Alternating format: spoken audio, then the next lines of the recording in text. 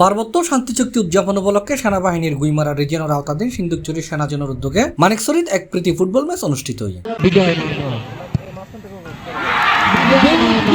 ডিসেম্বরের 3 তারিখ মঙ্গলবার বিকালে মানিকচর উপজেলার রানী নিহার দেবী সরকারি উচ্চ বিদ্যালয় মাঠত অনুষ্ঠিত খেলার মুখোমুখি মানিকচর উপজেলা একাদশ ও গুইমারা রিজিয়ন একাদশ উৎসমুখর পরিবেশে অনুষ্ঠিত খেলা অনুপভোগ করছে দর্শক হলে। খেলা নির্ধারিত সময়ে গোলশূন্য থাকনে ট্রাইবেকারের 2-4 গোলের ব্যবধানে মানিকচর একাদশের অডায়ের জলাপ গুজি গুইমারা রিজিয়ন একাদশ। খেলা শেষে বিজয় এবং পরাজিত দলের মাঝে পুরস্কার তুলে দিয়ে খেলার প্রধান অতিথি 24 আর্টিলারি ব্রিগেডের Guimara region commander brigadier general Raisul Islam. এ সময় তিনি উপস্থিত ব্যক্তি ফারার শান্তি সম্প্রীতি বজায় রাখি উন্নয়নের দ্বারা অব্যাহত রাখিবার আহ্বান জানাই। পুরস্কার বিতরণ অনুষ্ঠানত অন্যান্যর মাঝে সিন্দুকচুরি জোন অধিনায়ক lieutenant colonel Syed Parvez Mustafa, Lakshmichhari zone অধিনায়ক lieutenant colonel Mohammad Tajul Islam, Matiranga zone অধিনায়ক লেফটেন্যান্ট কর্নেল মোহাম্মদ কামরুল হাসান সহ সামরিক বেসামরিক পদস্থ কর্মকর্তা উপস্থিত আছেন।